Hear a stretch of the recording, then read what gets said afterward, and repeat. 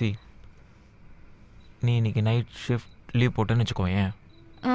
இன்னும் சென்னையில் நிறைய ப்ளசண்ட்டான இடங்கள்லாம் பார்க்க வேண்டியது இருக்குது. ஓ. ஏய் ஆக்சுவலி வெயிட், எனக்கு ஒரு ரெசார்ட் தெரியும். வா, அப்படி இருக்கும். நம்ம அங்கே போகலாம், சாப்பிட்லாம், இன்னும் நிறைய டைம் ஸ்பெண்ட் பண்ணலாம். உனக்கு கண்டிப்பாக பிடிக்கும். அண்ட் நீ அங்கே ஸ்டே கூட பண்ணிக்கலாம். என்ன ஓகேவா? Not okay. நான் கிளம்புறேன்.